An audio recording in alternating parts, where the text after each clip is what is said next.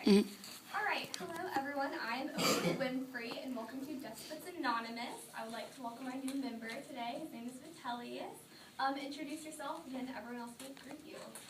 Hi, I'm Vitellius, and I was an emperor for 8 months. And you'll be like, hi, Vitellius. Hi, Vitellius.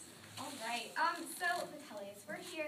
I want to emphasize the fact that this is a learning and growing environment. We want to help you come to terms with what you did during your reign. Now, can you explain to us what that was?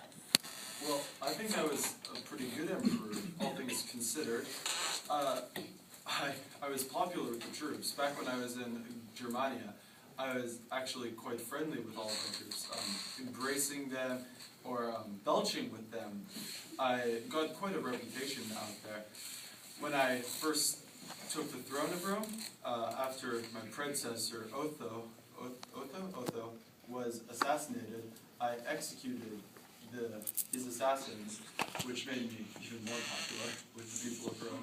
And then, when I tried to abdicate, both times I tried to abdicate, the people refused to let me go. They rioted in the streets to make sure I would stay emperor. So I think I was kind of like Augustus, actually. Are you saying there's nothing that you did wrong during your reign? Because remember, this is Despots Anonymous. There was something that you did, obviously, that brought you here today. Well, there are a few little things. I mean, when I did become emperor, I made my subjects carry me in a litter through the streets. But that's not that big a deal, just maybe kind of extravagant. I was a little gluttonous, too. I would go to senators' houses and demand that they feed me.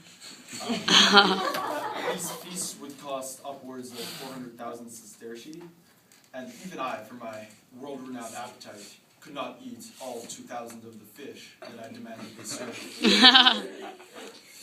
But, and this one minor thing, a man with a fever asked me, the Emperor of Rome, to bring him a glass of cold water. Well, I'm the Emperor, so to teach him a lesson, rightfully so, I brought him a glass of poison. Whoa! So are you saying that what you did wasn't wrong? Okay, let's look at the 5 steps right now. We're in denial. You're denying. No, I'm not.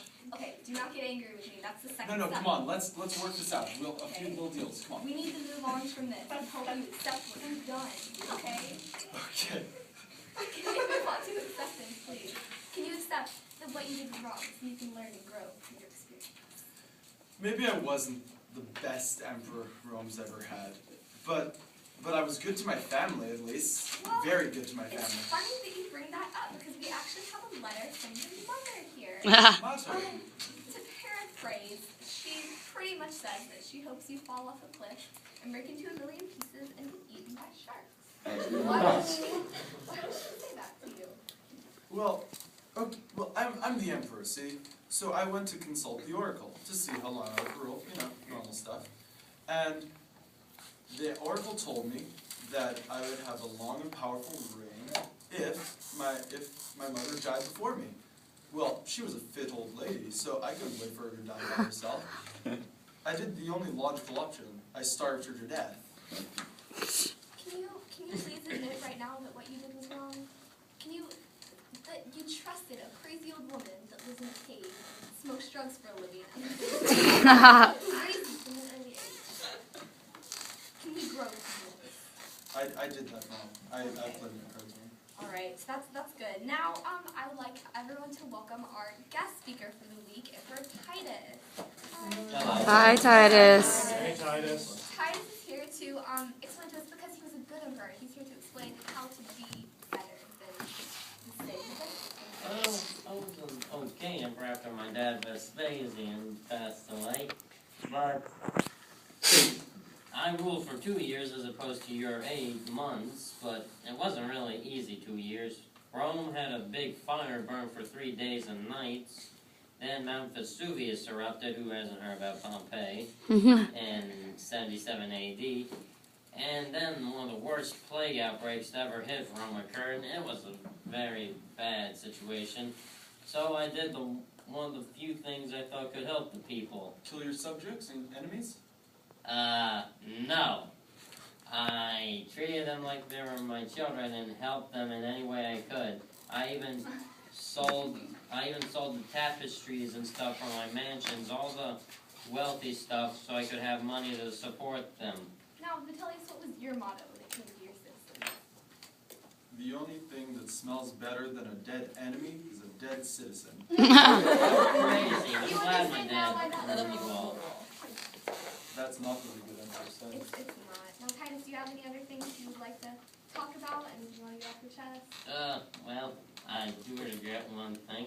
You see, Rome had a chicken god, and I wanted to build a temple, but never could, and since then, chickens have always looked at me with a very hateful eyes, always wanting to kill me, it seems.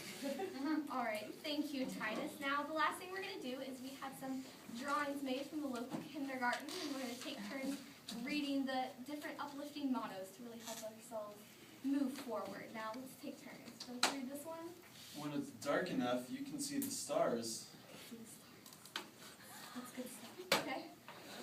Should I read this The one? world is round, and the place that may seem like the end may only be the beginning. Only the beginning. Do you see now? Right? Oh, what was this one? Oh, last one.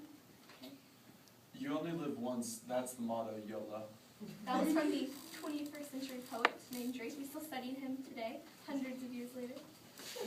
All right. So I think that's good for today. I'd like to invite all our members to come back next week, and we can talk again and move forward with our lives. And we actually have a new guest speaker next week.